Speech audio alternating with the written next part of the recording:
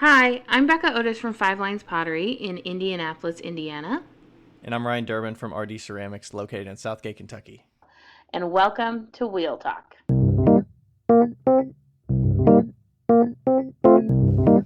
Hey guys, we've loved answering all of your questions so far. If you'd like to hear your question on the podcast, please send them to us on Instagram at Wheel Talk Podcast or by email to wheeltalkpodcast@gmail.com. Thanks.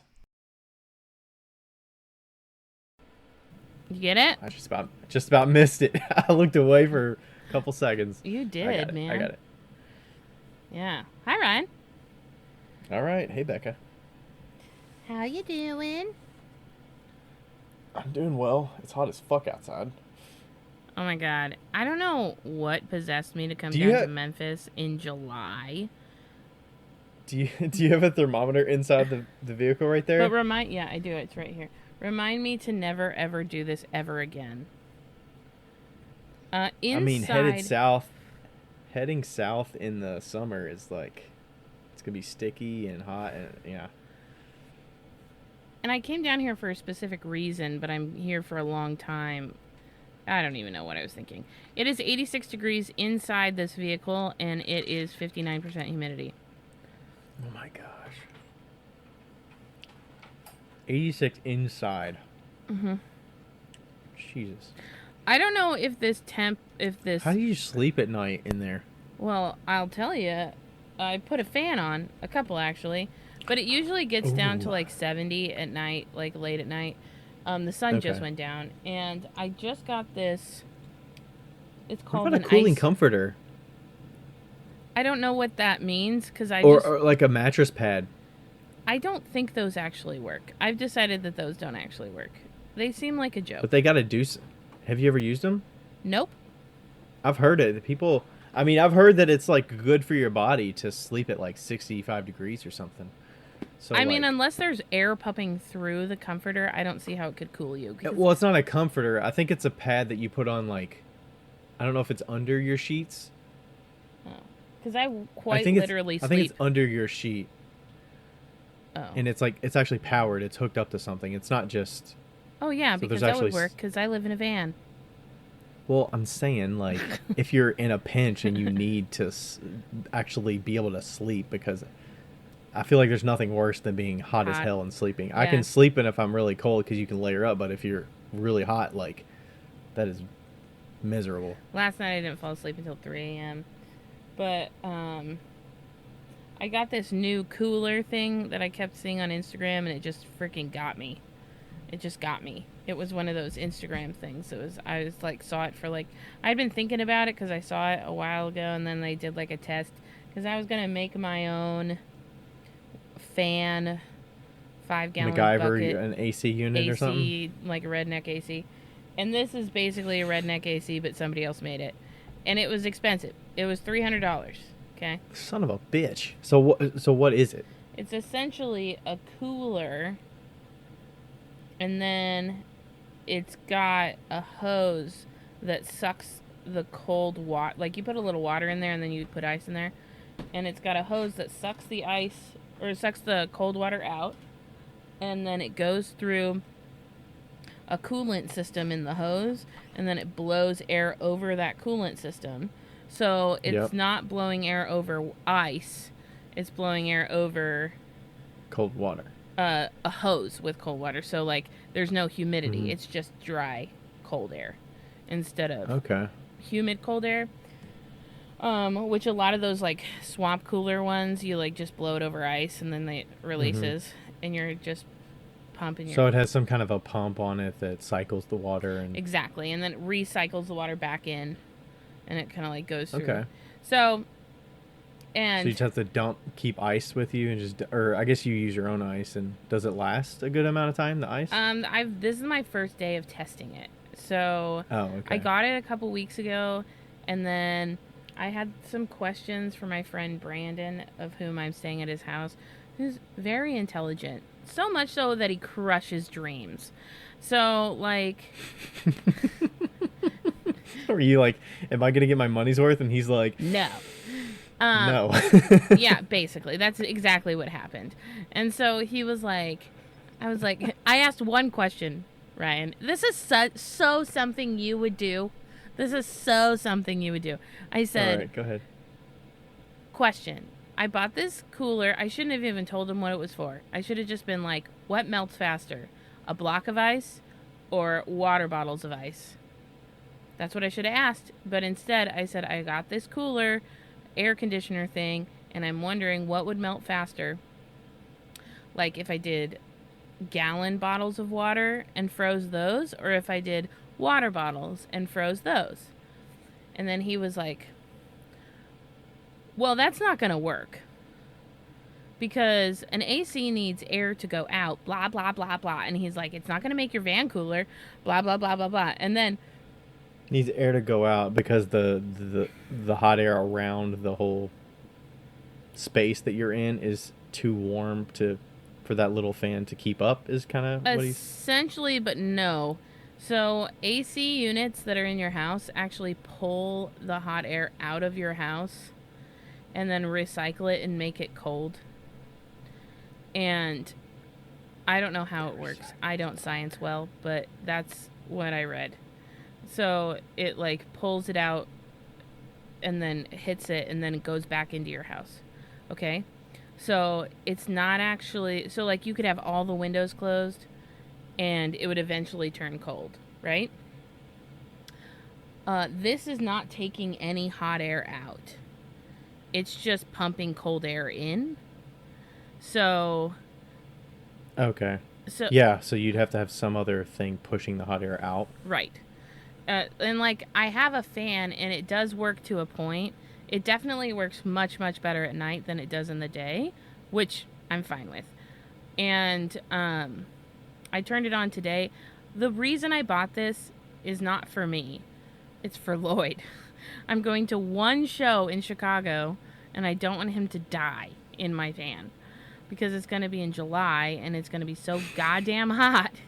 And so my... You must need to give him a little, like, cocoon. I know. It's like a cooled cocoon and his head just sticks out. I should just stick him in a chest of ice. Like, just close the door. No. And give him a little styrofoam cooler with his head sticking out. Right. And so, like, just... I watched some reviews about this thing in van life. Of course, after I bought it and after I got it.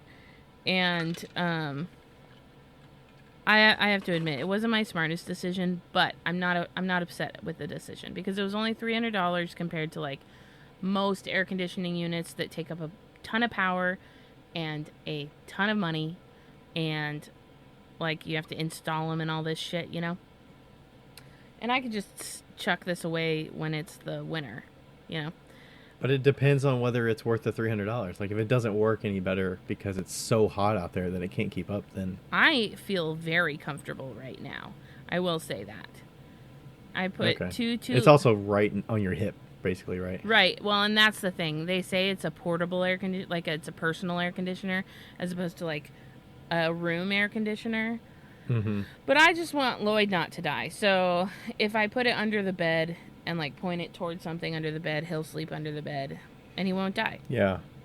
Yeah, I was wondering if that would be better like put at floor level or like waist level, like what's better, because I know hot air rises, but if you blow the cold air around the floor, like will it kind of keep it cold at the floor? Stay down? Right, that's what I was thinking too. And I was like, okay, for a human in 100-degree weather, that's one thing. But for a cat who's on the floor already, who knows that the coldness is at the base, you know, it might be fine.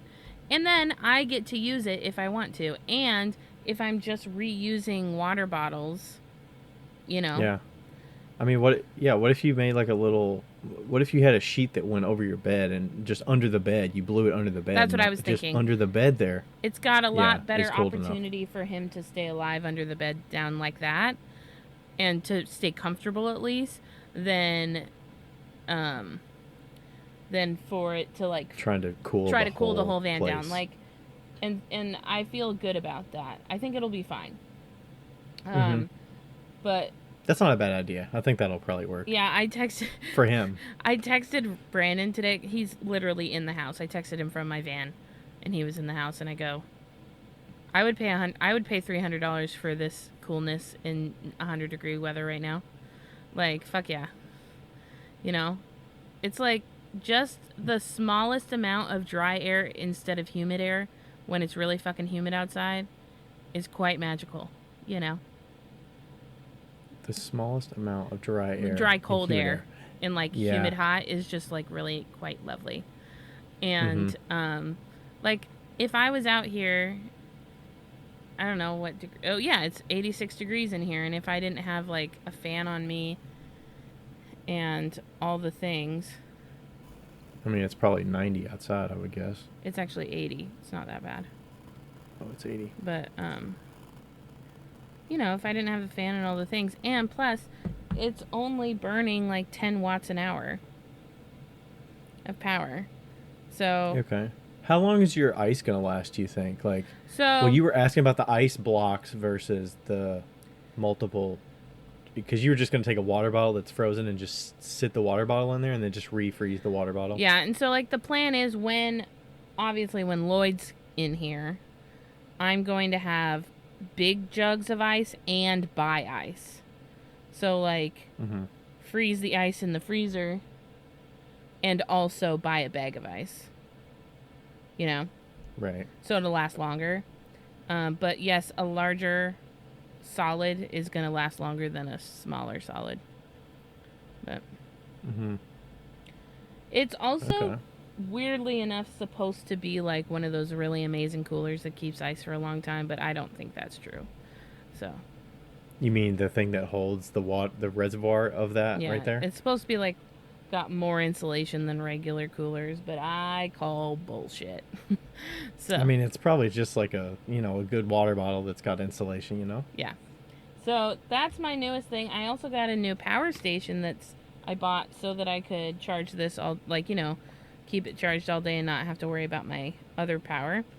And also it's for like my cell phone and this fan and like all the things that are random. I also today, after this I'm going to stop talking, but I wanted to tell you this because I know that you will laugh. Okay. It all started when 2 years ago I got my driver's license in Indianapolis, and I was like, "Hey Mom, can you send me my birth certificate so that I can get my driver's license? Because my passport's expired." And my mom was like, "Yeah, sure. I'll send it to you." So she sends me an envelope in the mail, and it is a birth certificate card, which apparently Washington did in 1990, and a copy of my birth certificate. Worked fine, right? It was a card and a copy of the official birth certificate. Yes, a bad one, in fact, as well. Worked fine. Okay. And then for Indiana, it worked fine. For Indiana, it worked fine. So then, today, as I am transferring my residency to Tennessee, I go into the license and registration place or whatever, and I got to get my license plate, but I need 2 forms of identification, and so I have to get my driver's license to get my license plate. It's a whole fucking so you have the Indiana driver's license, and you need something else. So I need a Tennessee driver's license. Well, no, I'm saying for forms of identification, that's what you're trying to. Yeah, I need an Indiana driver's license. I need a Social Security, and I need a birth certificate. Hand them my birth certificate. This woman, I shit you not, looked like she was dying on the inside and the outside. She was the most depressed human being I've ever seen in my life. Like, so much so that I was I actually got mad. I was mad when I left. And she did nothing wrong. I was just mad. And because there's a human out there that hates their life that much? Yes, it was just like she looked so fucking pissed with the whole world. And I thought you pissed her off because you didn't come with the right forms, or you're putting her mind in a pretzel with the Indiana ID and the Washington. No, okay. I give her my birth certificate, and she looks at it, for like 5 minutes, and she's like, "Yeah, I don't think we can use this." And I was like, "Okay." The copy thing or the little card thing? The copy. Both. Oh. And I was like, Yeah. okay. I was nice. I wasn't like mean or anything. I was nice. And I was like, well, don't you just like copy it into the fucking, I didn't say fucking, but don't you just like put it into a copy machine? And she's like, well, we scan it. And I was like, yeah, that's what I mean. Like, why do you need the seal? Like the original seal if you're going to scan it, you know? Mm-hmm. And she said something, but she was just so depressive that when I left, like, if that had been a cheery person who had been like, I'm so sorry, you have to get a real birth certificate, like an actual birth certificate, I'd be like, okay, that's fine, and I would leave. But she was so depressed that I left, and I was pissed. And and I get in my car, and I call my mom, because that's what you do, and I say, Mom, I'm getting my license, or trying to at least, and they need my real birth certificate. Apparently, I don't have a real birth. Do I have the real OG birth certificate? The OG birth certificate. And I go, do you have the real birth certificate? And now she was like, I probably do. And I was like, why wouldn't you send me the real birth certificate 2 years ago? I mean, you are the person, so like if anybody needs it, you're gonna need it. Your mom's not gonna need it. I was like, why wouldn't you send me the real birth certificate 2 years ago? Maybe she didn't trust you were gonna hold on to it. When I asked for it, and she's like, well, I don't know. And I literally was like, Mom, I'm 33. I'm 33 years old. Why do you not trust me with a fucking piece of paper? Like, I've managed to hold on to my Social Security card all my life. Why can't I hold on to my birth certificate? Well, did you get your Social Security card from her 2 years ago, or did you have it all your life? I've had it for all my life. Okay. I've literally, like, it's in almost shambles because I even kept it in my wallet for years. Well, I've heard that's not good to do. It's not. You shouldn't. But I was like, what the fuck, Mom? And she's like going through and she's all cheery and she's like, well, Dad has 6 birth certificates in here and I see James's. And and I'm like, I don't care about the other family that I have. I would just Where is mine? Yeah, I'm like, I would just like my birth certificate. That would be lovely. I move so often. Why shouldn't I have my birth certificate, you know? Anyway, they're sending it to me priority mail. I was so fucking pissed. I was so mad.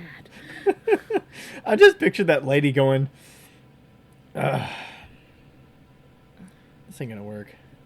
She was like this. She was like, oh, yeah. In this tone, too. She goes, yeah. We can't take this.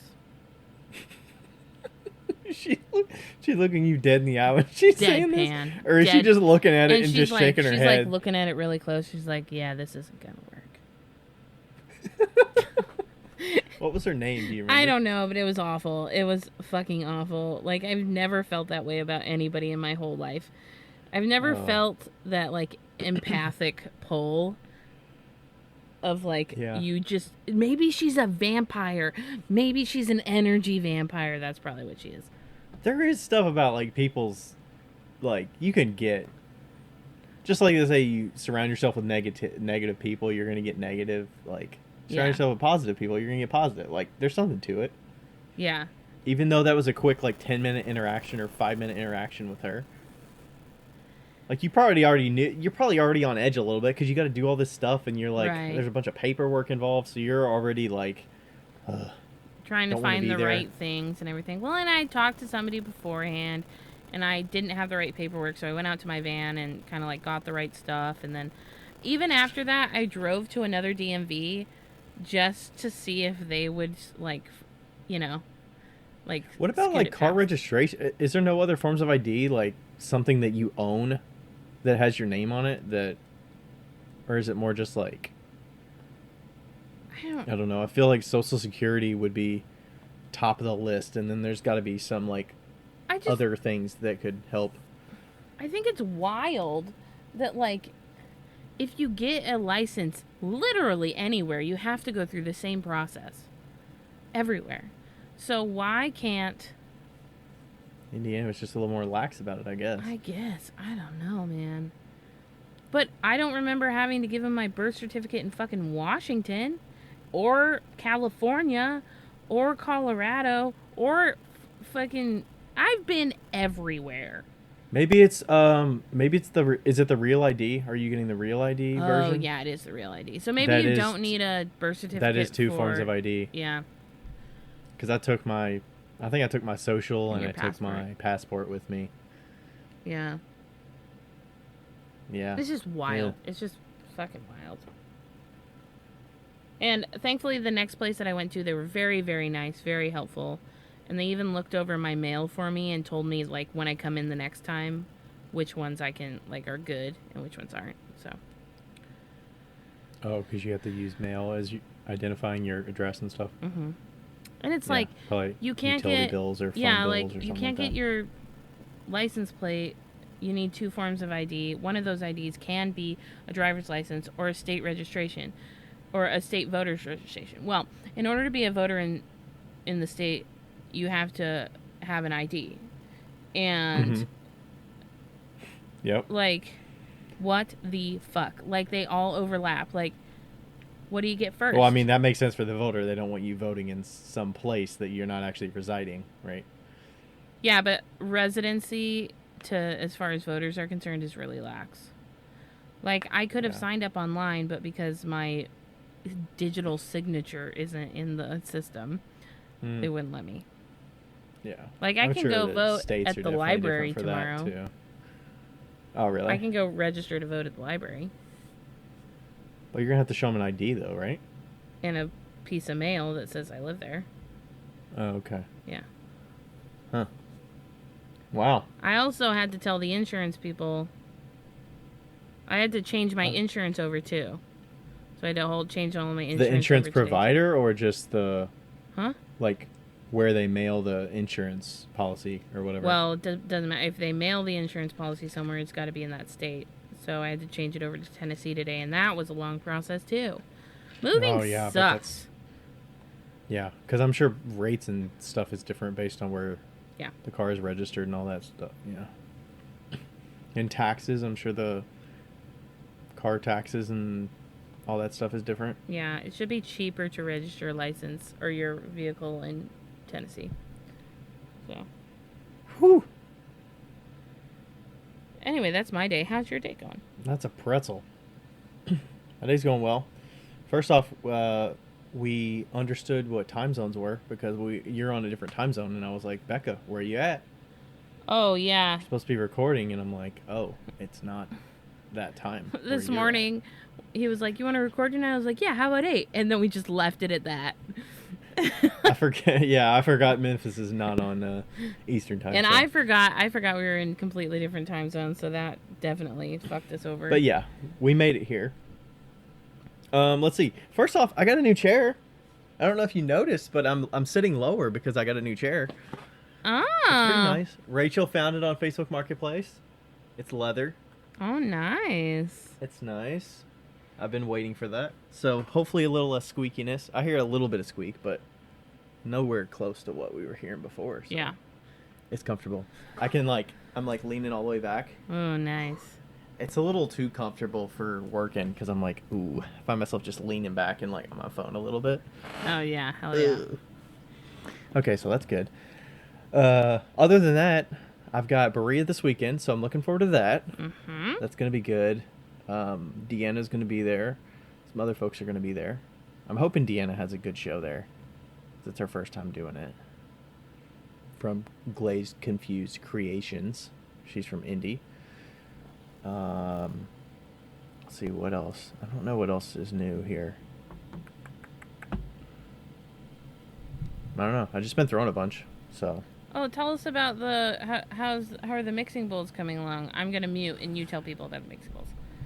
They look nice. I started chatting with Becca about it probably 3 or 4 weeks ago, and we got a set of 3. And I was going with 1.5 pounds, 3 pounds, 5 pounds. Coming out well. The white clay's having a little bit of issues because I got some weird cracking from the Mudworks Iceman clay because they changed their formula recently, so that's had a little bit of cracking. But the speckle clay that I just got out. I got 3 sets out of the kiln this week, and they look really good. The one thing is the lip. The lip are almost a little bit too sharp on them because I feel like if I bump them, it's gonna chip. So I think I just need to keep them somewhat like rounded. Like you were talking about doing that like back and forth on the lip and then just kind of folding it out. I think I just need to do something simple like that. I was kind of pinching and pulling up sort of like a pitcher so that it's like a really sharp edge. And I don't think I want to do that. So, because it's a little too. I can't hear you if you're talking. Oh, sorry. I told you not to do that at the Backyard Craft Show. Remember? I was like, these need to be less I sharp. know, but I already made them. So You can bisque. You can sand bisque.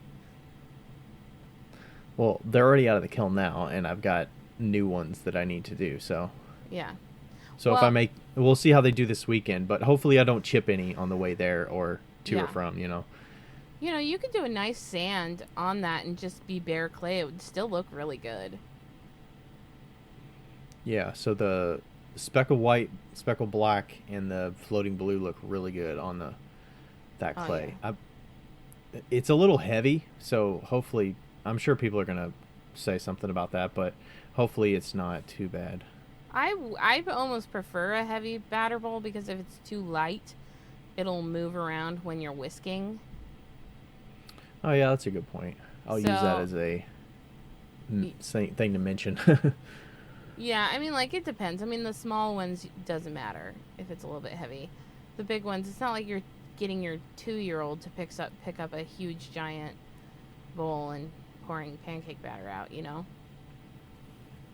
Yeah, but yeah, they're coming along. They look really good. I enjoyed making them. So I had some people ask me like, "How did you measure?" And I'm like, "I didn't measure. I just guessed. Like, make them all at the same time and keep them somewhat similar in proportions." Like, I don't know.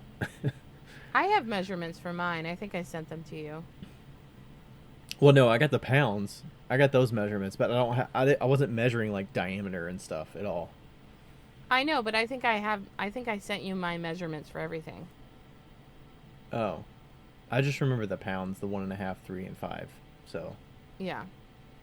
that's what I'm using. But I think I do like a 10.5, 9, 7.5. No. yeah, my small ones are not 7.5 wide. It's about the size of a cereal bowl for my smallest ones. No, no, no, no. But No. Maybe it's 5.5, 7, and 9.5. 9. 5.5, 7, and 9. I think maybe. yeah, I think you were saying about an inch on each between each I like an at inch, inch and least. a half. Yeah. Yeah, so you can actually grab them. Yeah.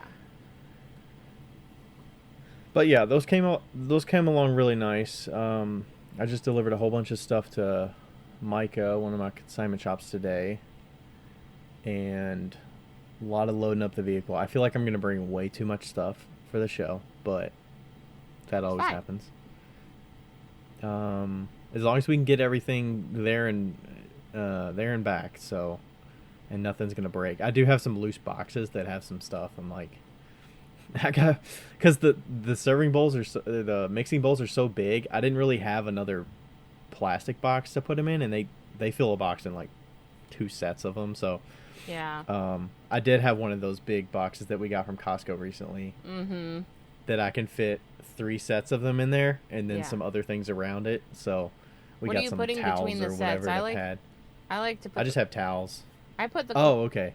I put corrugated cardboard in between the bowls. Oh, yes. Yeah, I was using some of that, and then some of them I have the like for the small bowl to the medium bowl, I have the padding for like cone packs, Oh yeah, yeah, yeah.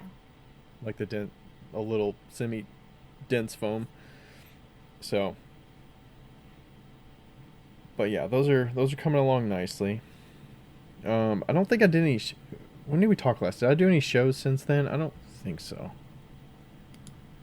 When was my last show? I don't think I have any show updates. Ooh, I do have a show update for you, actually. So I told you this. But so remember, I don't know if I said this on there, but I was trying to get into Oh yeah. Penrod, which is the Indianapolis show, and I got waitlisted, and then they reached out to me about a week and a half or 2 weeks ago, probably 2 weeks ago now, and they said, you're off the wait list, like, you're accepted, go into his application and accept it and pay for your booth. And it was one of those where I see the email, I mark it as unread, and I'm like, okay, I can't do it right now. So I was going to get back to it, and then I forgot to do it until, it said you had until June 30th or whatever, and I looked at it June 31st at 2 in the morning or something. It was like, shit, I missed it. Because I went into Zap, and I'm like, where's this button at? I don't see the accepted, and I'm like, oh my gosh, I missed it. So over July 4th weekend, I ended up emailing them. I replied to their email at like, okay, it was a late night. I stayed up until like 4 in the morning, but I emailed them back at like 4 in the morning and was like, oh my gosh, I set a reminder to do this and I didn't see it until after midnight. Can you please open it up or something for me? And then of course with the July 4th holiday, like, I gave them some time. I didn't like reply again or whatever. Yeah. And then they sent me something today, which is 5 days after that. Wow. And maybe it was 3. Okay, it was about 3 or 4 days after, and they just sent me another email that said you're accepted. Like, go in here and do this. So, yay! So they opened it up. I accepted. I jumped in there. And then I just reached out to the other show that I was going to do that day that I'm canceling for the Bellevue show. So hopefully that's a good show. That's a weird one because it starts at 9 a.m. I've never been at a show that starts at 9. It's really? 9 to 5. Yeah. I have. Luckily, I get to start. Well, I've done the farmers markets, but I've never done like an art show that starts at 9. Yeah. It seems early, but the setup is the day before. So I talked to Deanna. She's gonna host us overnight. Good. Host me overnight. So that should be good. Yeah, they have a spare bedroom, and they love to cook and like make fun food. Yeah, she's actually gonna be doing the Big Four art show that weekend in Louisville. So. Oh. She will not be there, but Brandon will. So Brandon will? Well, yeah. Nice. So looking forward to Penrod. Don't know what to expect, but I heard good things. Deanna said good things about it. Yeah. And yeah, looking forward to it. It's a 1 day out of town. I've been wanting to do some stuff in, Indianapolis, Columbus, those kind of areas that are not Columbus, Indiana, but Columbus, Ohio. Yeah. Within a couple hours of Cincinnati that I haven't done before, because I usually do like Lexington and some in Louisville.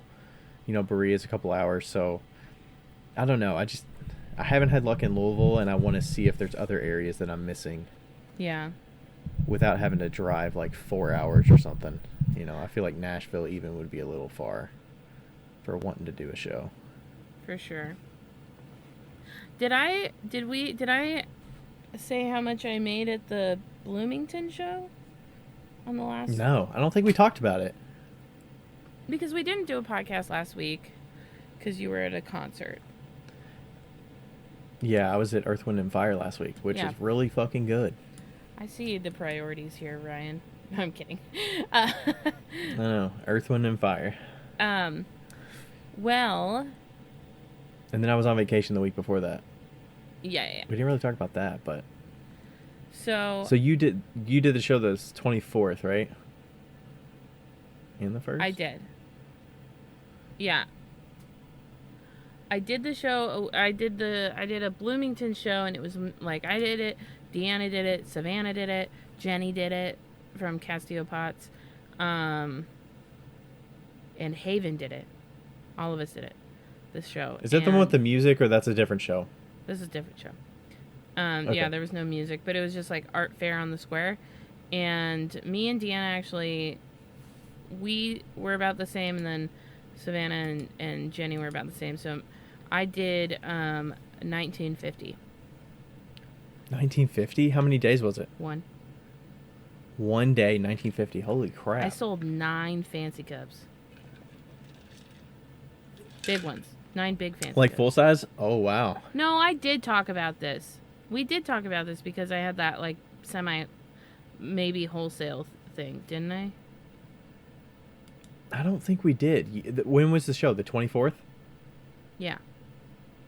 We did not talk about this because I was on Oh, vacation the whole week before that. okay. And then we didn't record last week, so it had to have we would have had to talk about it last week, and we haven't talked since the 14th. We haven't talked Wow. in 3 weeks Wow. on the podcast, at least. Anyway, yeah, I might have gotten a wholesale gig out of it, and I sold a bunch of fancy cups. It was great. It was good. Wait, we didn't talk about that. You're not the mug club. You're talking about something else. The show.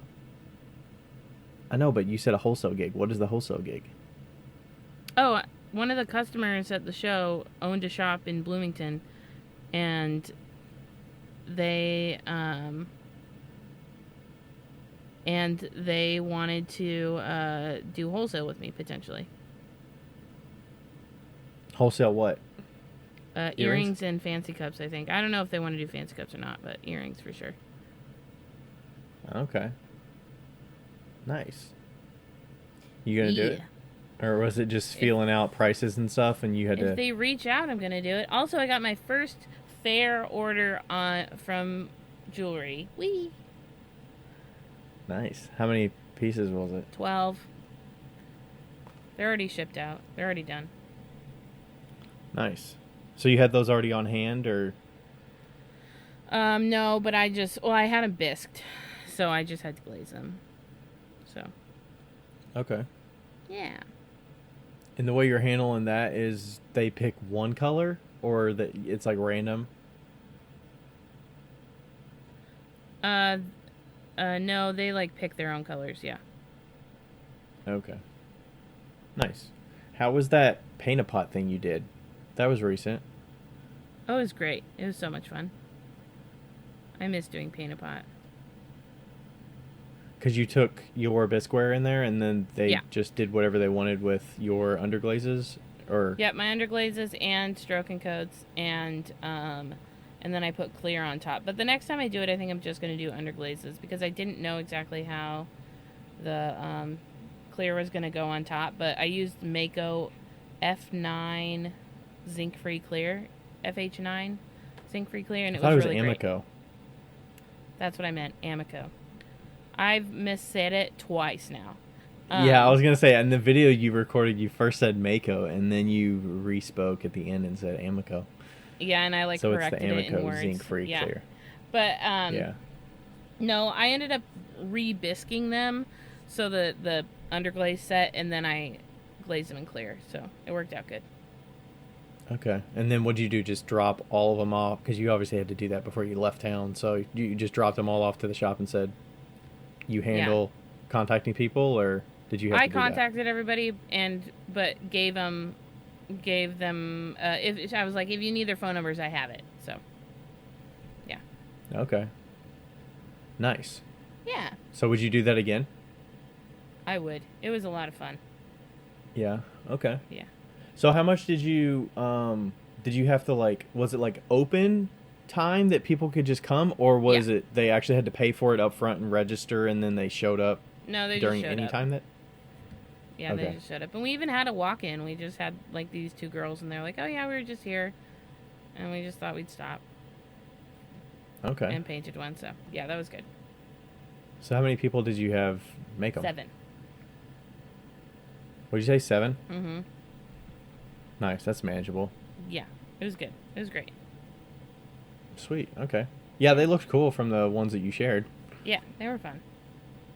For sure. Lots of flowers. Okay, nice. We should probably do you want to go to... yeah. What would you do if? Yeah. What would you do if? All right, we're bringing back one of these. And this is something that came up very recently, so... We chatted about it beforehand because it's a little bit sensitive. But what would you do if a customer asks you to make an urn and you've never made one before? And under what circumstances would you do it? Or not do it, I guess. I had a customer ask me to make 2 urns for her partner, because her partner had 2 sons that died, which is really sad. At different times, one committed suicide and one was killed in a car crash. And so after both of them had passed, she was just like, you know what, we'd like to memorialize them with an urn. Okay. And I made these 2 giant urns, and I was like, I don't know how big an urn is. That was like what did they give you? Did they tell you like the dimensions of this bag of ashes or whatever it's in? She was not very helpful with telling me how big the ashes were, you know? And I was like, I don't know how big it's supposed to be. But I just made a giant urn, and they turned out beautiful. And, yeah.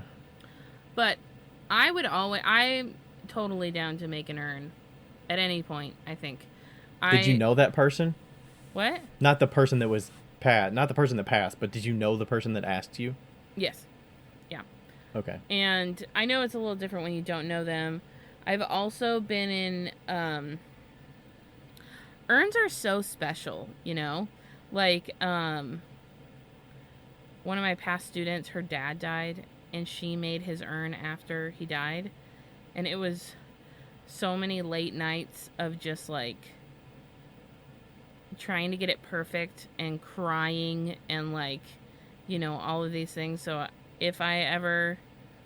I've been saying this for a while, but I need to make my parents' urns now before they die.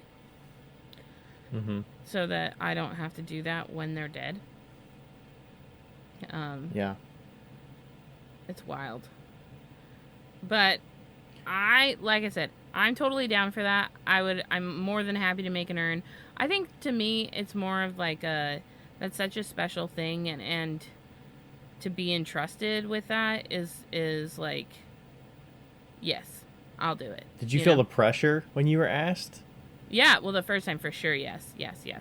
Now I'm a lot more and you confident. Still knew the person.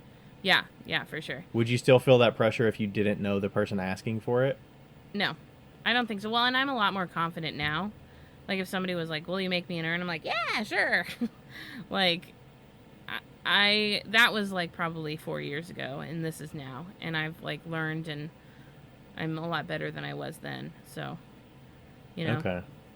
Because the never made one before, obviously that's a factor of, like, breakage. Yeah. Like, is it going to function like you hope? Is it, like, does it hold enough? It's a lidded thing, so it's got to look right. If you don't make stuff that's lidded, how's that going to look? And then is it going to, like, live up to what they want? Right, and, like, how big do you make it? That was the biggest thing for me. It's like, how big do you make an urn? Like, do you want all of the ashes to be in the, you know, there? Do you want part of them? Do you want some of them? Like, you know, Abby made an urn for her mother who recently passed, and it's really tiny. And I think that they, like, kind of split the ashes between, like, a few different places. You know, so it's like, what do you do? Between family members and, like, a location that was treasured by her or something like that. I guess, yeah.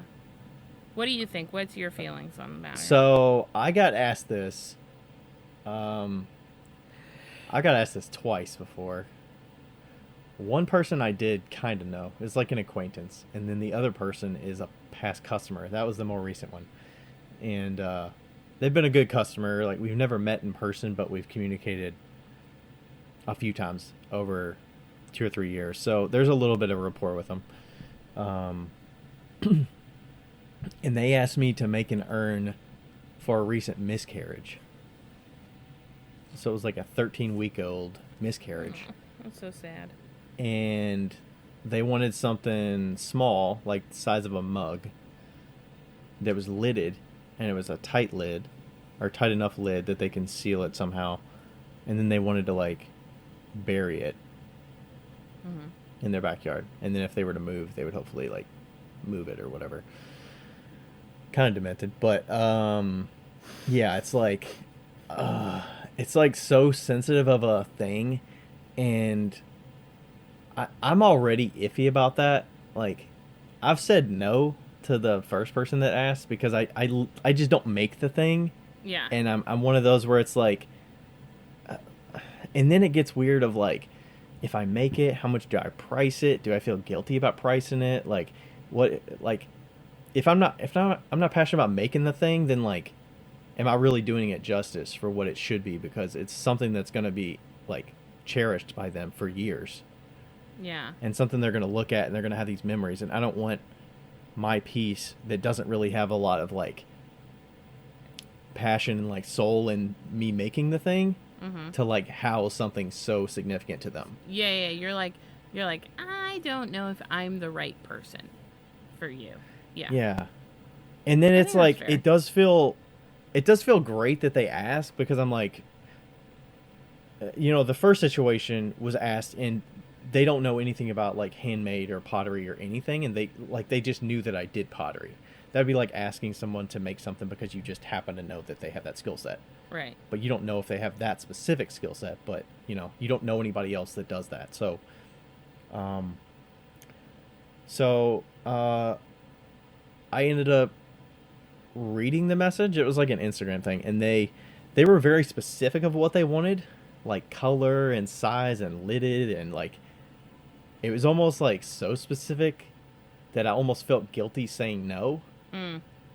So I read it and kind of pondered it, and then a day or 2 days later, they responded and said, "By the way, we decided to go another route." So, yeah, I think I was definitely pondering it and thinking it over. It was one of those where I was gonna feel guilty saying no, but Yeah. I'm glad that I didn't have to say no. But it was, I don't know. I think I would feel better about it if I had made a few urns and had like some samples to show. Yeah. And if I just had them sitting on a shelf and be like, "This is what I have. If you'd like to pick one from this batch," like I would feel less pressure to like perform and like do this thing that's being asked. Yeah. That's fair. Because that kind of I guess it takes my emotion out of it of making the thing. Mm-hmm. Oh, and then they also asked for a video of making the thing so that they can surprise their wife with it. And I was like, I don't know. And that also felt like kind of homework to me. I was like, I don't really already feel good about making this thing, and like you want me to. And then I was feeling weird about the pricing thing too. I'm like, what do I like? I've never made this thing. How do I know how to price it? What do I do for that? And how many things am I gonna have to make for this to? I don't know. I think that's fair. I'm glad they went with something else because you clearly weren't very comfortable with it. And that's always, I think that's like, if you get these like weird vibey feelings, you really need to hold those and know that those are real emotions. I mean, I'm gonna be thinking about that the whole time I'm making it. So yeah. And like, I don't know. I just want it to be something that they can appreciate, and I feel good about. Like, I would want to do it for them as like something that I would want to provide, but it's just tough. I don't know. Yeah. It's just a really I mean, does does the closeness of a person matter whether you're more willing to do it or not? Yes, 100%. I think so. If you're close to somebody, you're much more willing to do it, in my opinion. Well, yeah, if it's like your it's father like an honor. or yeah. Yeah. And it's like something that you can, live. Their thing is going to live on through your piece, as well as like this remembrance of you sharing in that moment of like making the thing. So you kind of have these memories come back while you're doing it, similar to the girl you were talking about in your studio. Yeah. Okay, I'm going to close this section out with a funeral related item that I made for somebody. And I know you've heard this. I'm pretty sure you've heard it. I cannot remember if I've said it on the podcast before, but my friend from Leavenworth, his brother owned a funeral company in Arizona. And I can't even remember what it's called, but he made a little jingle and had me put it on the back of a mug, and then the front of the mug had the logo for the funeral home, and the logo or the jingle said, "Ashes to ashes, dust to dust, You'll save tons of money when you cremate with us. And It said that on the what? Where? on the back. On the back of the mug. So like if So he was it was an ad for the, but it wasn't on an urn. It was on a mug. It was on a mug. So if he was drinking the coffee, looking at his customers, he was looking at the ashes to ashes, dust to dust, and they were looking at the logo. Oh my gosh. So, anyway, I just thought I'd tell you that. Wow. It was quite possibly the funniest mug I've made. I mean, that's pretty funny, but you almost like. Hopefully, he's not like left-hander, or something, so he uses the other hand to pick it up. I think we like nailed that down. I'm pretty sure. So it was okay. But let's talk about the fact that you haven't put together your L&L kiln yet. Oh my gosh, I'm getting it from everywhere.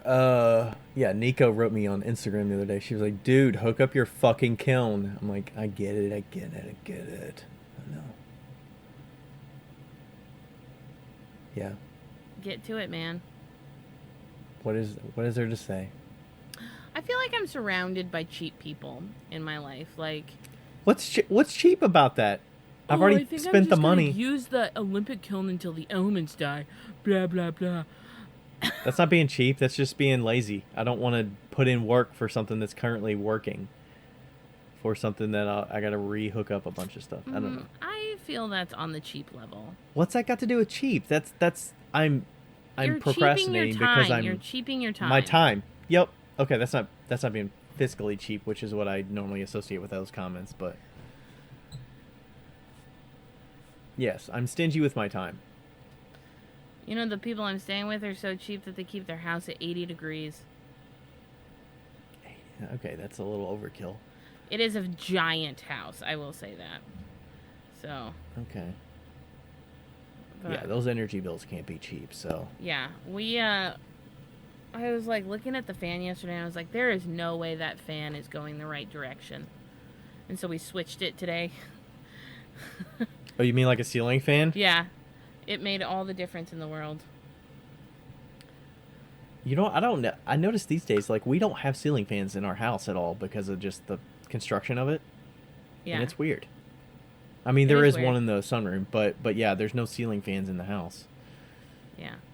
Oh, anyway, back to the kilns. Kilns. Hotkilns.com. So, we're still... Yeah, I mean, you have to put together your new kiln. And the reason is because you got to try out the new Genesis controller. You have to give us an update on how it works and how you like it. Like, this is not an option. This is now, you're getting paid to do this, Ryan. I'm going to call up Dimitri and tell him that I'm going to say, like, you got to make Ryan put together a kiln because we need to talk about how good that Genesis is. Because I got the other one, the Dynatrol level controller, and then I got to compare them and see how they are. Yeah.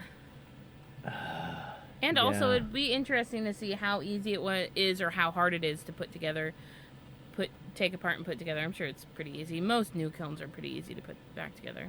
Yeah. Yeah, I could probably get that done. I got the and I also wonder if the brick thickness is gonna differ because the current one I have is like 3.5-inch brick, and then this one's 3-inch brick. So I wonder if the firing times are gonna be much different or not. Just think about the pieces, like the peace of mind that you'll have. You'll be like, oh, a brand new kiln. I don't even have to go look at it. It's gonna fire perfectly. Mm-hmm.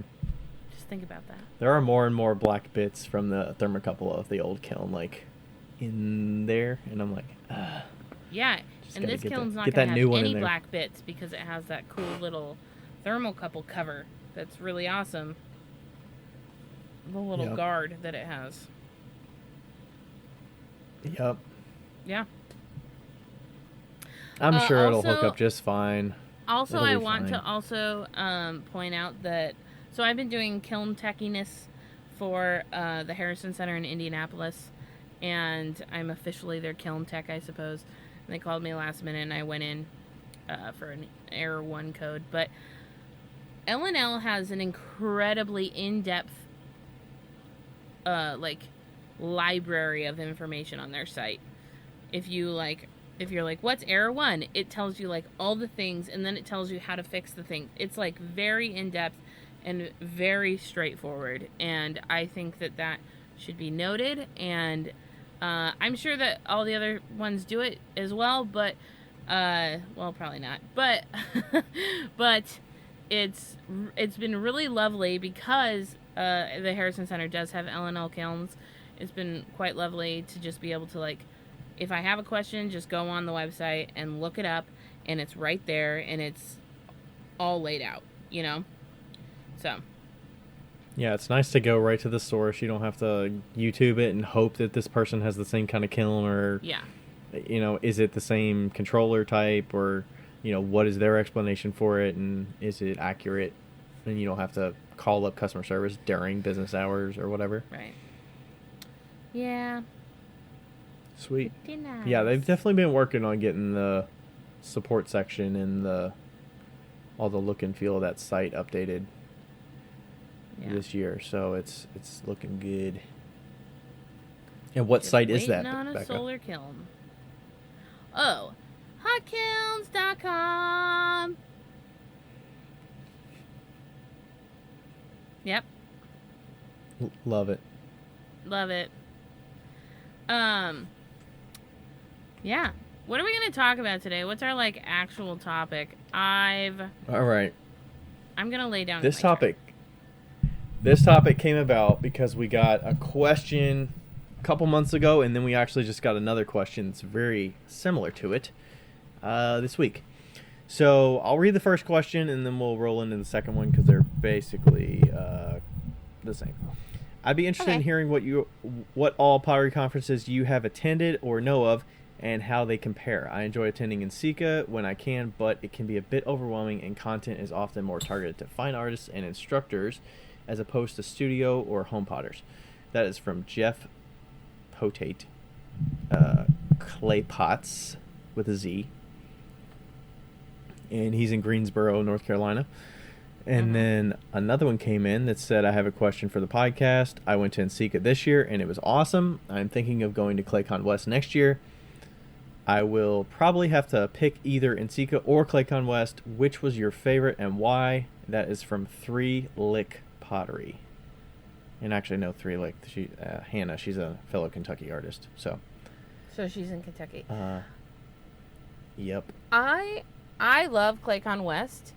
However, I feel like before we even talk about this, we should be mentioning that there are other clay conferences that are small that are in your perspective kind of areas. Regional, right? Yeah, so they have the Alabama Clay Conference. They have the Indiana Clay Conference. That's every other year. It's going to be this year in Bloomington. I think it's in August. Yeah. Yeah, I just pulled it up. The Indiana Clay Conference, I think it's... Well, I don't think it's August. Is it not August? I thought it was September. Okay. It might be September. Oh, it's in October, actually. It's October 7th and 8th. Oh, that's right, because it's like I have to like be down in Memphis on that day. Yeah, Indiana Clay Conference in Bloomington. So I think maybe instead of like pinpointing it towards ClayCon West specifically, we should be talking about like small regional conferences as opposed to NCECA. What do you think? Well, I don't know anything about the Alabama Clay Conference. You've been at the Indiana Clay Conference, and I've never been to... I think there's a Canadian one too, but I've only ever attended ClayCon and NCECA. So yeah, that's true. Yeah. Okay, that's a good point. But I guess when we're talking about ClayCon West, keep in mind that there's other regional clay conferences that I'm sure are very similar. You know? Yeah. And we know ClayCon West because we've known who's planned it, and it was early on, it was like a growing one. It was like brand new when we found out about it and started getting involved with it. So yeah. Yeah, there. Obviously there's ones closer to us that we could go to, Yeah. but we haven't. ClayCon West stemmed out of like a Clay Buddies situation. So like it stemmed from Clay Buddies that's on Facebook, and it started because Joe Bott was like, "Hey, not everybody can afford and wants to go to NCECA every year. Like some people just, it would be nice to have a conference that's in the same spot every single year, you know, and that way it's reliable. You know where it's gonna be, you know what's gonna do, like it's just the A same." lot of those other regional ones on the mid-east area and stuff are Yeah. in the same places too, but uh, the west was definitely lacking in an option Yeah. to have a conference Yeah, in the because west coast. the West's, I feel like as somebody that's been in the West side of the country for a majority of my life, I do feel like the potters in the West are a lot different than the potters in the Mid-East and the East. They are not as communal.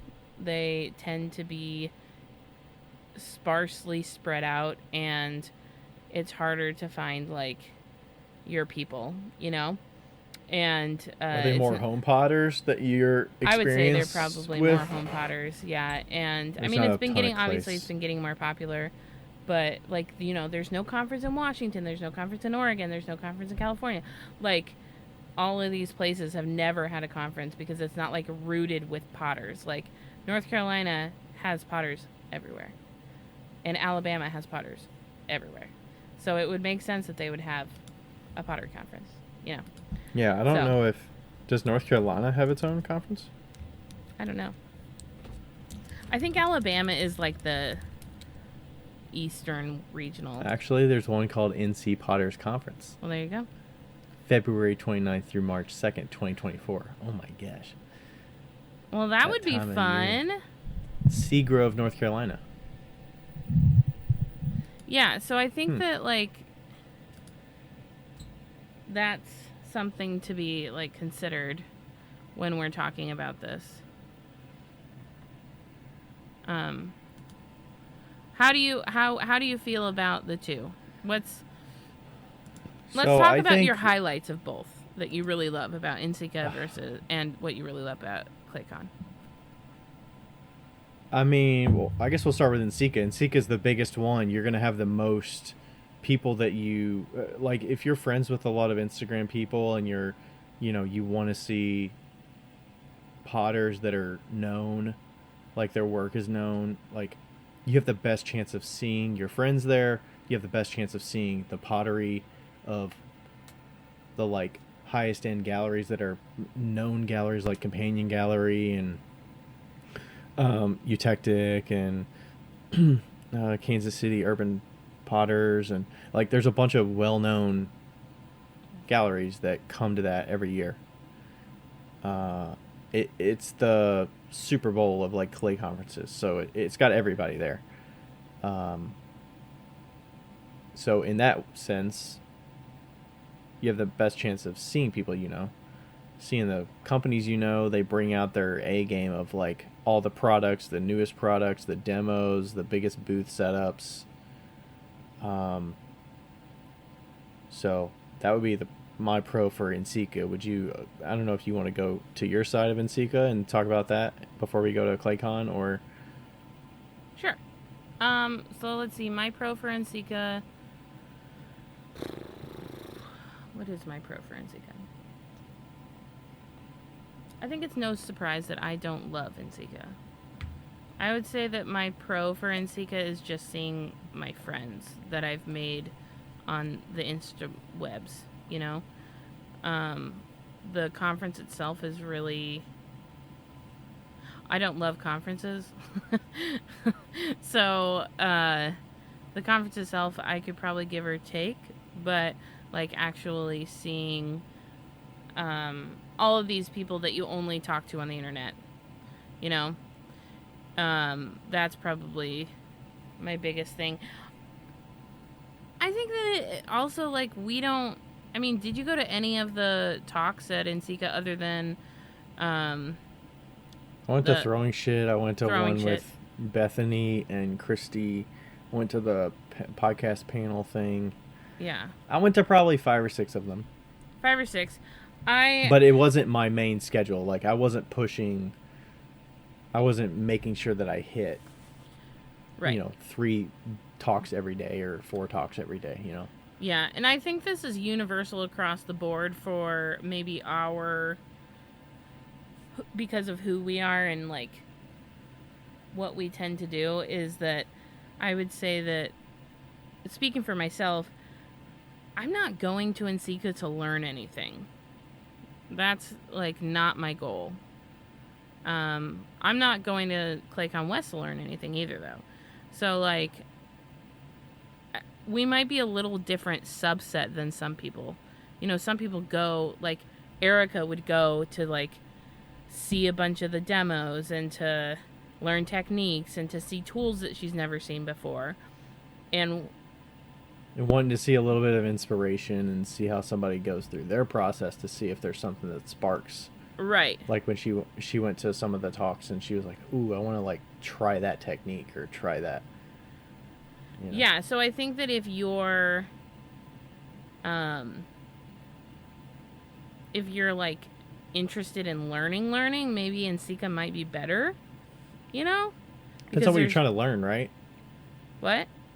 It depends on what you're trying to learn. If you're trying to learn like studio practice and process and techniques, that's one thing. If you're trying to also learn like why you make the thing you're making and like deeper understanding of your place in the art world or the history of art or where we're at in the current state of the art world, like I think that's more in NCECA too. But you might be able to have some other technique-based learnings and processes and like a deeper understanding of individuals and why they make the thing they make at ClayCon. Yeah. Yeah. Why do you like ClayCon? I like it because it's more intimate. I don't feel like I'm... I want to say I don't feel like I'm not getting my money's worth. Like with what NCECA offers, like nobody can do 100% of what NCECA offers. Yeah. So I'm very much in the brain space of, am I getting my money's worth whenever I'm making a big investment for something like that? Like even traveling to the place, like I'm traveling here, I'm paying for lodging, I'm paying for pottery, I'm getting tools on, like, is it worth the money that I spent to be here? And am I taking advantage of everything there is to offer? At ClayCon West, I feel like I'm using much more of that percentage at ClayCon West than I am at NCECA. But I'm also able to like chat with people for 30 or 45 minutes and not feel like I'm missing out on something that conversation is taking away from. Like I think the tight-knit ability to like conversate, and it's chill, it's not like hustle bustle. Yeah. That's the main pro for me. Plus we get the opportunity to we've had the opportunity to present at it the last 2 or 3 years, so right, we pretty much are the costs are offset for the being there. So right, but if you paid for it, yeah, it'd be like 200 and something bucks, I think, to pay for it, plus the travel to get there to and from, and the lodging. Yeah. So and I mean, like, you paid the first time, and regardless if we go again, and if like I don't get accepted as a whatever and you don't get accepted as a whatever, Wheel Talk's gonna pay for it, so it's fine. But yeah, and I'll be there anyway. I would say that my pros of ClayCon are very similar, but it feels kind of like a family reunion to me, and I don't mean that just because we are in the know, like we know the owners and blah blah blah, but I feel like anybody that goes, it's only like 200 people, and anybody that goes, like, if you go a second time, you see people that you saw before, and you're like, oh, hey, how you doing? And you meet up and you talk, and like, there's people that I don't talk to on a regular basis that I've seen every year we've done it, and I'm like, oh, hey, how are you doing? And like, what are you up to? And I do love that it's just so much slower, and there's so much more of an opportunity to see everything, for the people that want to see everything. Mm-hmm. Like at NCECA, it's really hard to, like, you have to pick and choose, and at Claycon West, it's not as much of a pick and choose. They have like 2 at a time, I think. Or, well, they have the Yeah, big. you can either watch a main stage, longer presentation, in depth kind of a Yeah, presentation demo, or you can watch a 1.5 hour presentation, right. or you can go in like the vendors area. There's only 2 or 3 things you can do. Right. And like, sometimes we like sat on the floor and played cards. Like, it's just one of those types of things that is really laid back, and like, there's usually a party at the Tilted Kiln the first night or the second night that everybody's invited to. It's not just like the cool kids. It's like everybody is invited. Right. And I love that about that. And yeah, I like the inclusion of it. Like, they just kind of include everybody. It's always been that way. Yeah. And it's not like when they do the intro at the beginning of the thing, it's literally just Joe and Emily going up on stage. Like, they haven't scripted this thing. They don't Yeah. have this. They're not behind a podium presenting. They're just like, they're holding the mic and they're just chatting, and they're like, "Oh, by the way, like, we're doing this. We start tomorrow at 9. Get E- here at 8:30 or 8 because there's a race coming Every year, tomorrow morning. there's a Yeah, race. there's always a marathon in the morning, so beware of that. And we're going to do the cup exchange right after this. So if you want to do that, stick around. Looking forward to the present. Like, it's super laid back, like you said. It's not. Yeah. I don't feel like I'm being presented to with this like grand presentation. I don't know. I feel that way at NCECA maybe because there's like stage and there's like a podium and people are like getting Yeah. dressed up for it. Like, all the volunteers and everybody that's leading it are all wearing like T-shirts that's branded for ClayCon West, and it's just Yeah. pretty chill. I don't know. It's super chill. And yeah, and it's just like, I mean, it's in fucking St. George, Utah. It's just fucking, and it's beautiful. Like, you Yeah, know, the scenery is beautiful in early January, sunshine, there is mountains. something about, like, I don't know, NCECA is like, if you're more of a traveler, NCECA is definitely for you. Because they always go to a new city. You have a really good That's opportunity. definitely a big pro, I think. Yeah, you definitely have like an opportunity to like see fun new restaurants and go to new bars, and like they do the scavenger hunt and blah blah blah.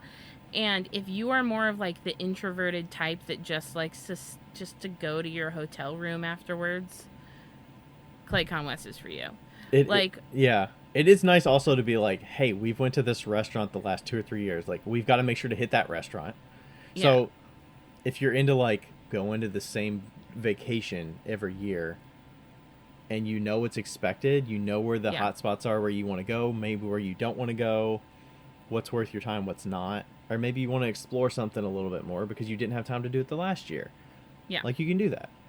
And like, we always eat our lunch outside on the picnic table, and there's like a beautiful view of like all of the mountain ranges and all of the red rocks around us. Like, it's just, it's I don't know, it's just completely different experience. And I imagine that it's a very similar experiences at like uh all the other regional Yeah. ones, because they're all smaller, you know. Did you get a taste of that at all at the Indiana Clay Conference? I know you were probably there for half a day or something, but I was not there because for you did a like a very long time. presentation. Yeah, because I did a presentation, and I had to like go back to work. Um, I felt like it was much smaller. Like, I sat and watched one of the presentations afterwards too, and I didn't see as much communal stuff. I felt uh, you were able to like bring a cup to sell, which was kind of cool. Um, but or like donate like a cup sale. But yeah, I think it's a lot. It's a little bit newer too. What makes ClayCon special is that it's centered around a studio. You know, it's centered around the Tilted Kiln, which the Indiana Clay Conference isn't really centered around anything specific. It kind of like moves between Indiana.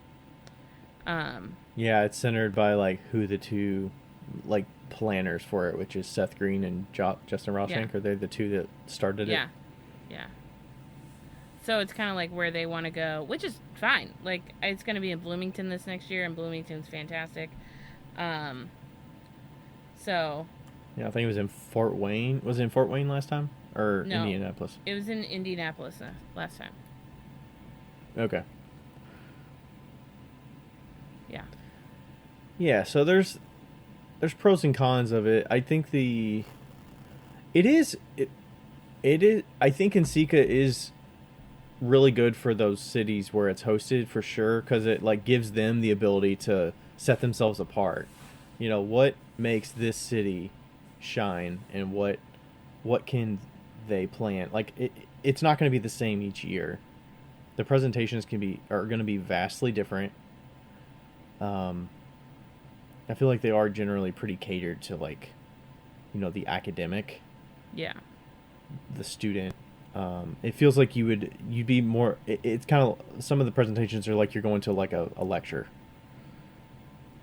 as opposed to a demonstration. Um, so if you're into that, and then and those are more like big convention center things. So it's yeah, there's a lot to see. I wish there was something in between NCECA and ClayCon that's like half the size. Yeah, that'd be nice. Because NCECA's like what 3,000 or 4,000 people that go to that. I don't think it's way more than that. I'm looking it up. Maybe that's paid attendees. I don't know. And then NCECA offers the gallery shows where the neighboring galleries in that city have exhibitions and receptions, and then there's like pop-up shows where people are selling their stuff, and there's parties that go on, and like there's so many things that you're not going to be able to hit everything, and you're going to have to pick and choose. Are you looking up the NCECA numbers? It's 32 to 5,000 attendees each year. Okay. Yeah, that's a lot of people. And ClayCon West is like 200 or 250. Yeah, like 250. I think it'll probably maybe be 300. Yeah, it'd be nice if there was one that was like, I think I've heard a lot of good things about the Alabama Clay Conference. I have too. I think does Stacy Morgan present at it, or does she help like organize it? I can't remember. She's presented. Okay. Yeah, if there's one that has like 500 or so people, that'd be nice. Oh, the Alabama Clay Conference is the longest running program of the Alabama Visual Arts Network. It's on its 39th year this next year. Wow. Yeah. What time of year is that held? That's February. February, okay. ClayCon is in 24. It is Friday. And another thing about ClayCon is it's held on a Friday, Saturday, Sunday. Yeah, that is nice. It's not during the week. So ClayCon 2024 is January 12th through 14th,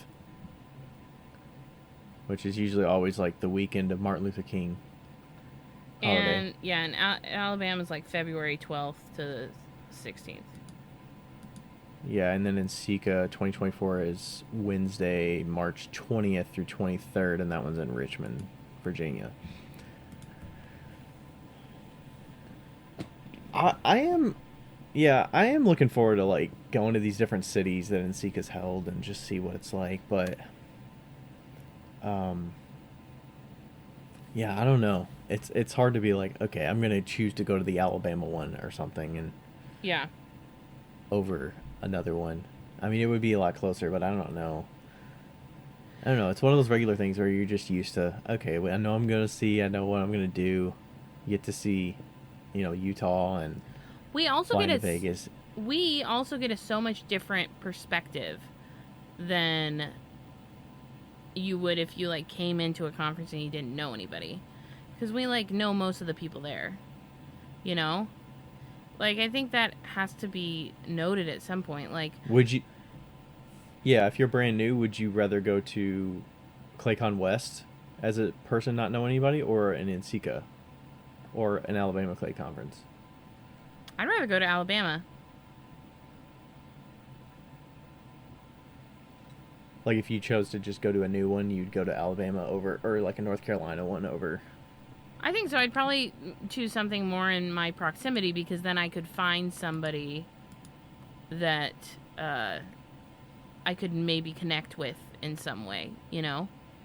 Right. Because Yeah. if I went Because to they're all ClayCon because they're West and I lived in yeah. Indiana like full time, Right. I'm gonna meet a bunch of people that are from Las Vegas, like Las Vegas and in California. There's a California. lot of. Yeah, I don't even know. Maybe some. There are some Colorado, some Texas. Yeah, you're generally not going to see a lot of people that are on the eastern half of the states, the mid east. Yeah. So like I think you should definitely keep that in And mind, you know? Like yes, the presenters aren't necessarily from the west side, like the western side of the country, but that's kind of the point. It's to like bring people that you wouldn't normally see, you know, mm-hmm. to a conference. So, but also I wouldn't want to go to any of those conferences alone, like alone. I'd need a buddy at any of them. I'd want to have a buddy. Okay. And if you did have a buddy, which one? The Alabama still? Well, like Indiana seems good. It's a little tiny. I think it's a little too small. I want to try like now that knowing that it's in like the 39th year, they've probably got their shit together, you know? Like not Yeah. that ClayCon West doesn't have their shit together, and I'm obviously gonna go to ClayCon West, but they look like they have their shit together, and it'd be kind of cool to go because, Mm-hmm. like, just to see how they're doing stuff and yeah, Yeah. Would you still have picked? Would you have went to ClayCon West if you didn't present? If you weren't? I mean, I think you presented the first year you went, right? Or did you just attend it the first year? no, I presented and you attended. Okay, yeah, that's true. Um, I would, I don't. That's really hard. That's like saying would I go to college, because like would I go to college again because like college changed my trajectory and like I would never have found ceramics had I not gone to college, but also I hated college. Like, you know, like I would never suggest somebody going to college, but also I would not be here if I hadn't gone to college. It's one of those situations where it's like I love Claycon West and I don't ever not want to go to Claycon West because I'm already part of the family there. Uh, Mm-hmm. but if I'd never gone, I don't know. Yeah, And it's if I kind of like didn't if know yeah, anybody, the whole college situation. If you wouldn't have gone to college, you might not have met your like lifelong spouse or something that like you you, know. yeah. Yeah, so it's yeah. Um, okay, because you were already kind of out there though. I think you were in Washington at that time the first year you went, right? Right, like it was my conference the first time I went. Like it was the Yeah. western side of the country conference. Yeah, for Yeah. sure. And I initially made the trip because Rachel was still flying and I was using Yep. her benefits to fly to Las Vegas and it was basically a free flight. Yeah, and you Um, guys went to Zion and like did the things and it was a fun yeah. trip for you guys. Yeah, and now we just kind of make it a habit of doing it. So, yeah. What does the factor of I feel like there's also a sense of the people that we know and the people that we would like to see more at a conference.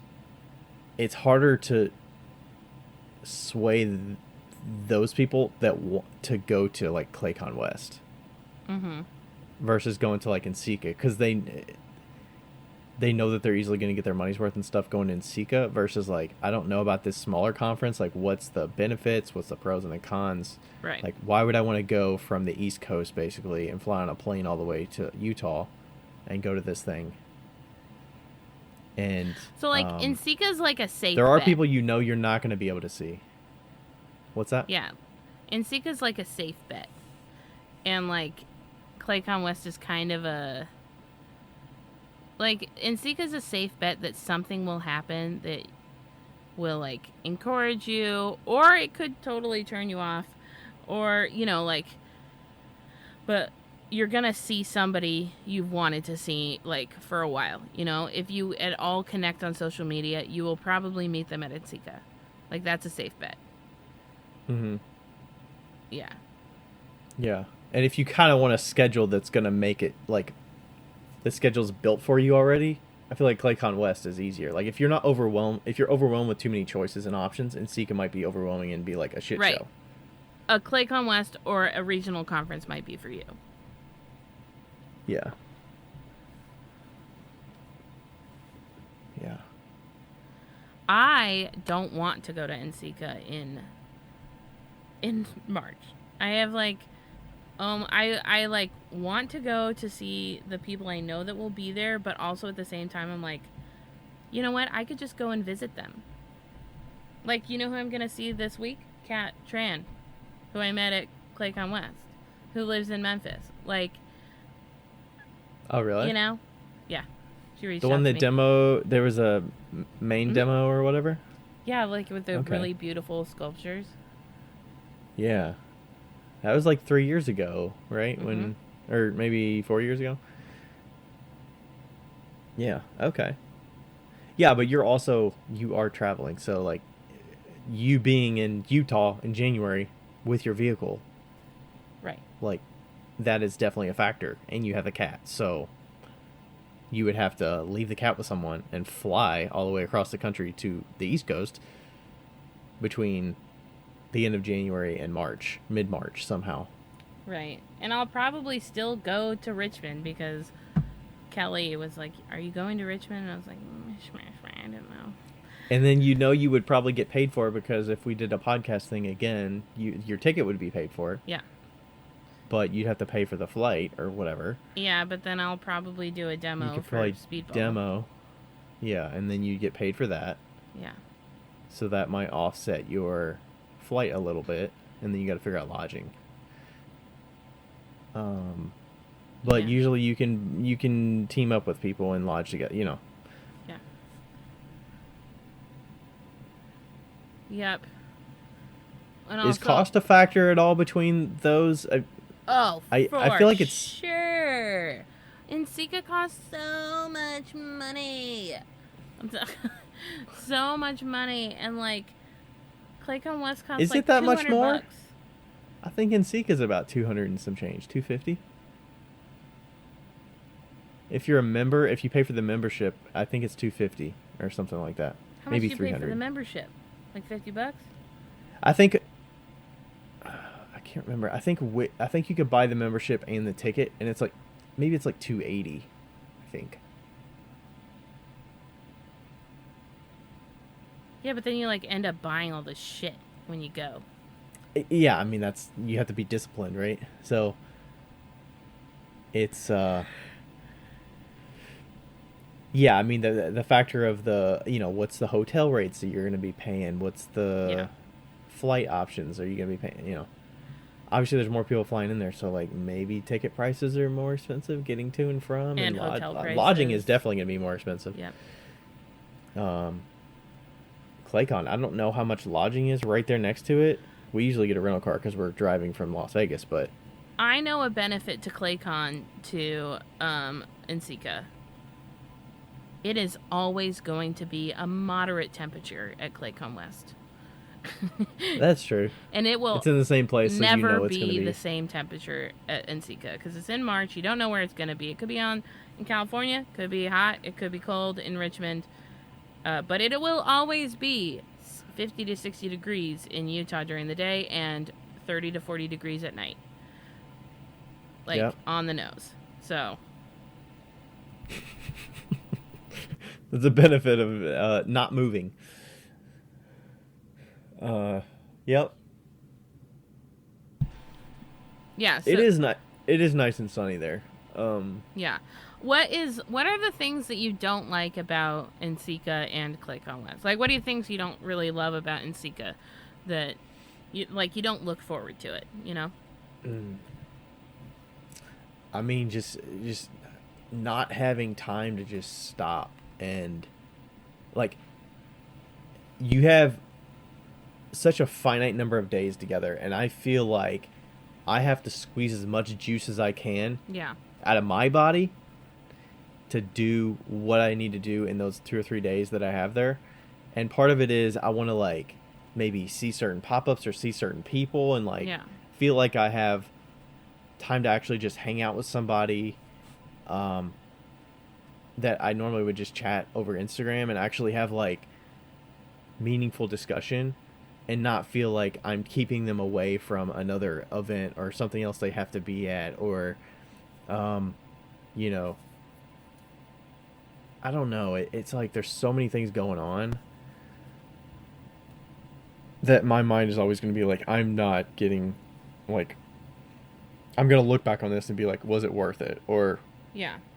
and there's more of a chance of me being like, it wasn't worth it. But, I mean, probably not, but I don't know. I think I'm more like value, am I getting my value out of it for what I spent? But it's hard because we the last couple of years have not paid for it because the demos have been like the company pays for our ticket or whatever. Right. So that's NCECA. I don't know. There's too much, and I'm never gonna optimize and do.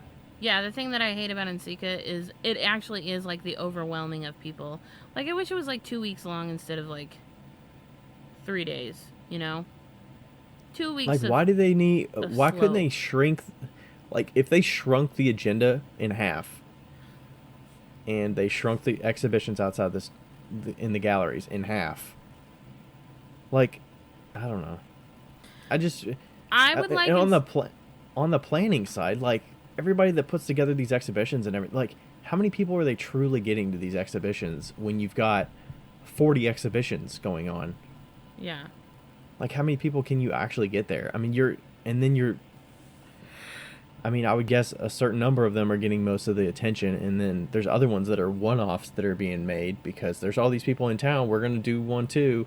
Being in Cincinnati, we were knew about these other exhibitions and things going on, and all these events that were being planned, and yeah, you're like, I hope people come over this, but like, what's going to draw and incentivize people to come to my location? Yeah. Versus just okay, this is all we're doing. Yeah, like I almost want to go to NCECA and just like not buy a ticket, like not go in the conference, like not go in at all. Just like go to the stuff that you don't have to pay to go to. I would rather just go in the vendor hall. If I could just stay in the vendor hall and not go to any presentations. That's what you'd rather do, just talk to people. I'd rather just be in the vendor hall exhibition, like the place where the gallery expo is and the vendors. Yeah. If I could just spend time in there the whole week, I would do that. Yeah. Because generally, I don't care about the PowerPoint presentations. I don't really care about that. Yeah, same. For sure. It is just so much more like lively, and you get to meet so many people and connect to so many different people. Yeah. What don't you like about, is there anything you don't like about Click on List? I would say I wish there was more of the people that I have like stronger connections with go to Click on West. I wish we could get more of those people because for us, if you're not presenting, like what is going to draw people there? Yeah. Usually those people that I'm talking about would be somebody that would be at the level that they would like want to present, or they would have to be presenting and selling their stuff to make it worth it for them to come to it. Yeah. And I wish more of those people just came to hang out and went to it and enjoyed it. Yeah. And I don't feel like I have to like incentivize them to come in hopes that they would get the return on Yeah. me telling them to come, you know? Yeah. I think the hardest part, especially specifically this last time for me, was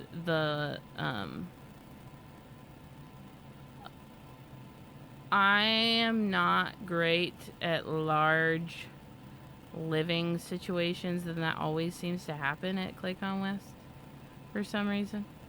Like the first year we did it, we had a huge we had a house and we had like 7 or 8 people, and it was okay.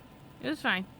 Mm-hmm. The second year we did it, it was just me, you, Chris, Rachel. I think that was it. I feel like there was one other person, wasn't there? Or maybe it was just the 4 of us. It was just the 4. Oh, yeah, it was. Yeah, it was just the 4 of us. And that was great. That was honestly great. This last year we had a group of like 15 people, and it was exhausting. Yeah. I was so tired by the end of it. Party every night. And it was so loud. And yeah, it was like a party every night. The parties, I just don't do the parties well, you know, and I think that that's the same for NCECA, honestly. But, yeah. But yeah, that's probably, because it is such a small crowd, that whole small crowd gets together and like hits it hard, like every single night, you know? Uh-huh. There's no, like, you can split off and do different things in little groups, but yeah, you're always going to be in that cloud of like noise and people. Yeah. And it can make it, and I mean, I've heard those things happen in NCECA too, with groups getting together because they're sharing space and you're bunking in one place because it's cheaper for everybody. Well, it's cheaper. It's like it's unavoidable, but yeah. Yeah. So,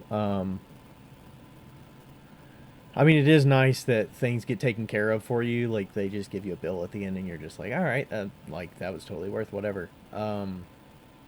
You know, and things are done for you. We don't have to go through the, all right, what do you want here? What are we doing here? Who's driving with who? How are we getting there? How are we get? Where are we going next? I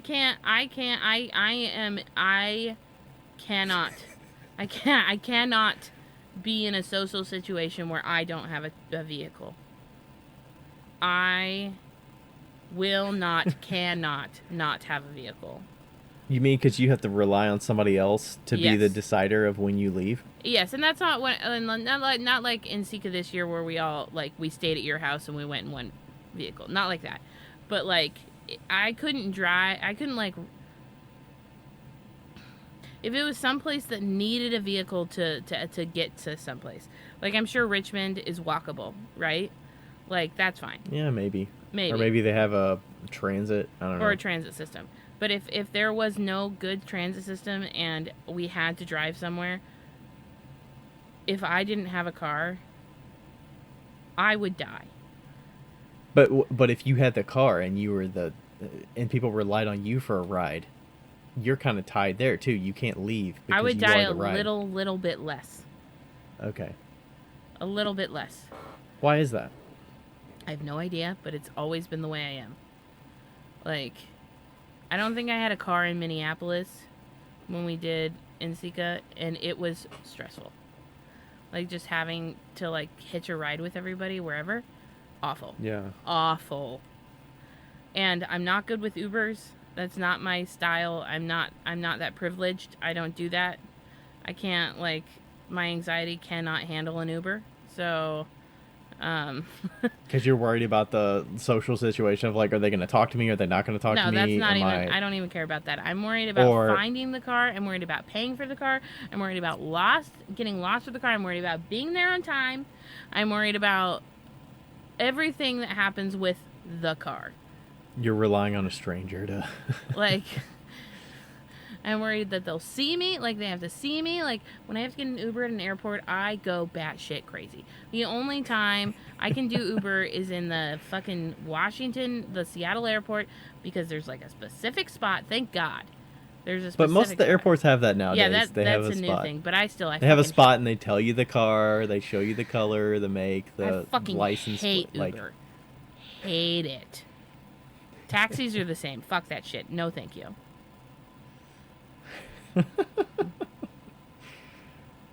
Not, Yeah, it's not my cow. Not my fucking cow. So you're one that you'd be more happy. You'd be happier to pay a little bit more. Yes. A fewer people. Yeah, I think 4 to 6 people is probably more of a sweet spot. Yeah. But Yeah. you're gonna have your vehicle, so you're not gonna want to pay to stay anywhere. Yeah. Luckily, this list last year, I did pay for the Uber or for not the Uber for the Airbnb still, but when I saw how many people was there, I was like, I can't do this, and I was like, I'm gonna sleep in the van. Right. Like. Plus, you had the cats at that point in the van Yeah. too, so.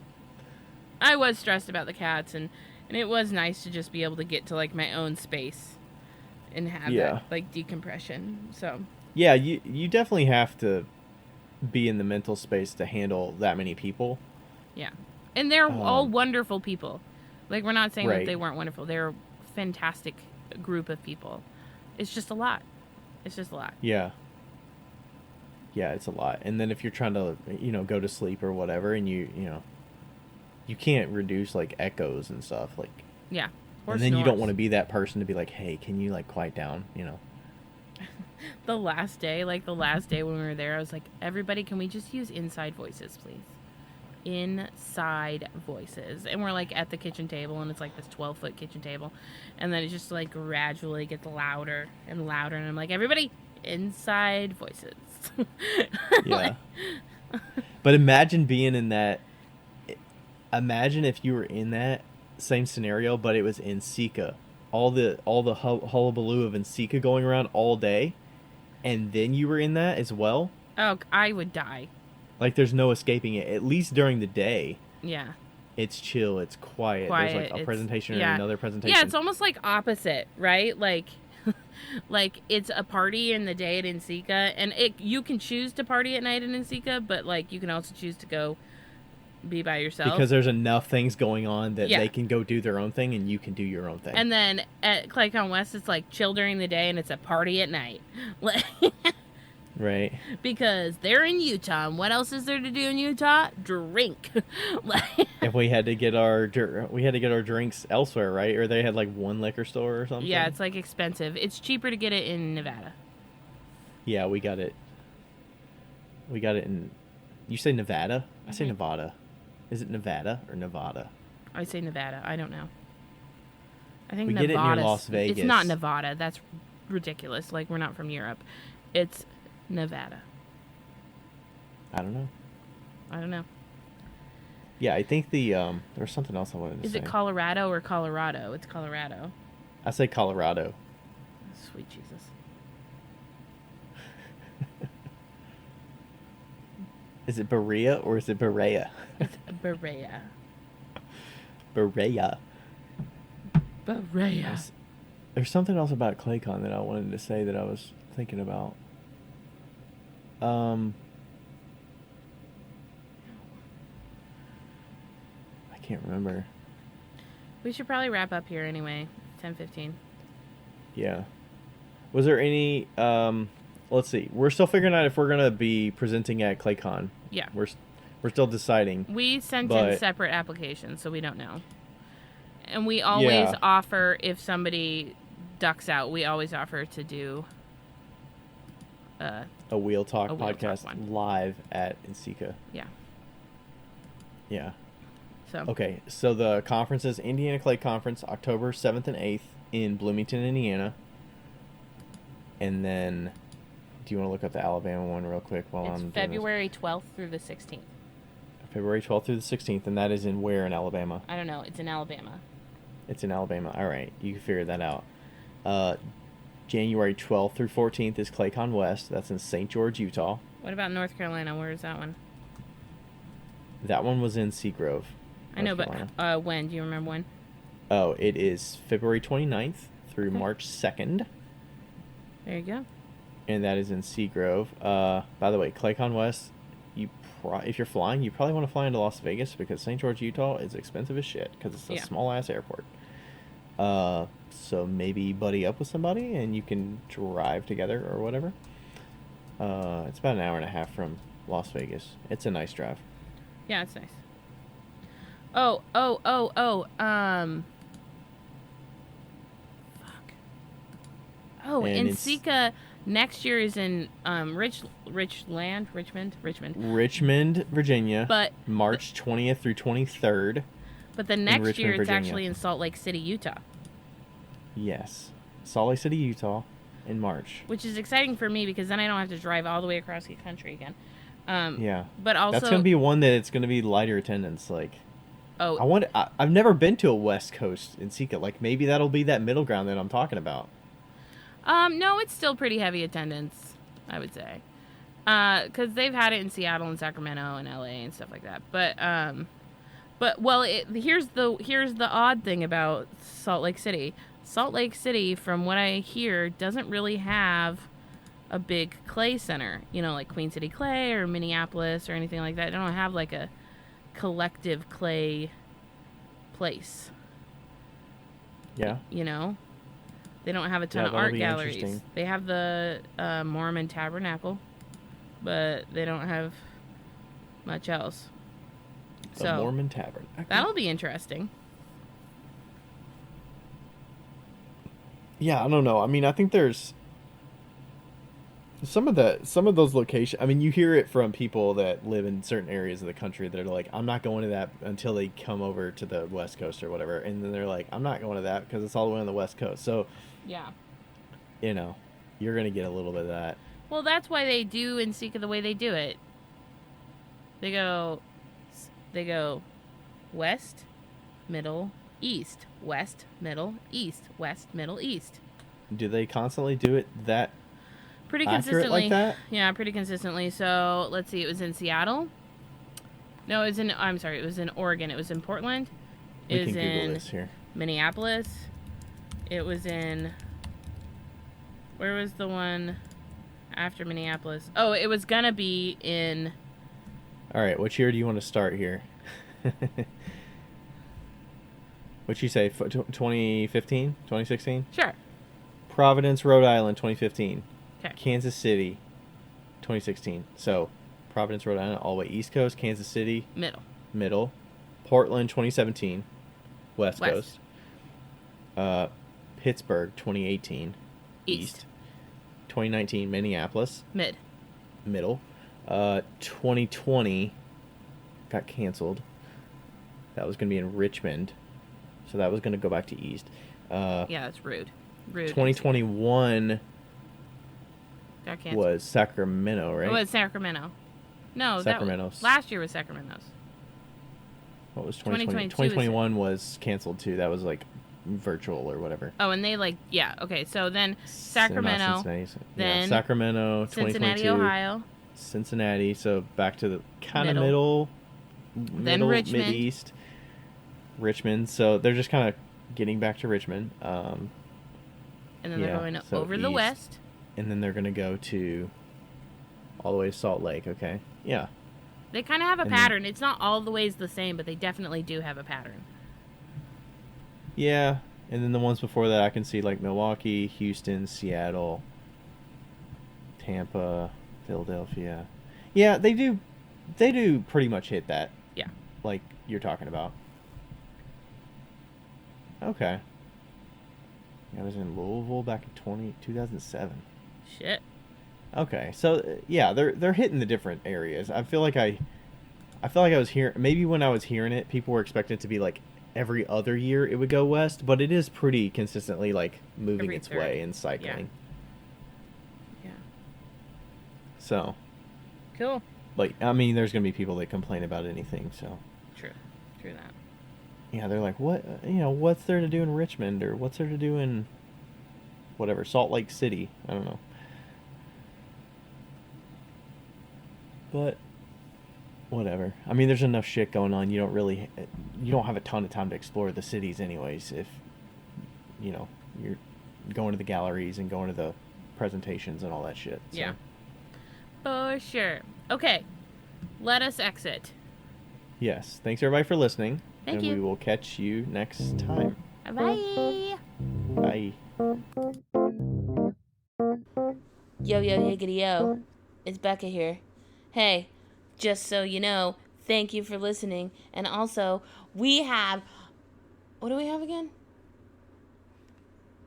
A Patreon. We have a Patreon that you should go, and if you want to donate to, you could donate to it. If you don't, that's cool too. But just Google Wheel Talk Podcast Patreon. Don't do the other one, because there is a Wheel Talk on Patreon, but it's not us. So make sure you get the right one. It's in the show notes. And also, leave us a review because they're fun to read. Okay, bye!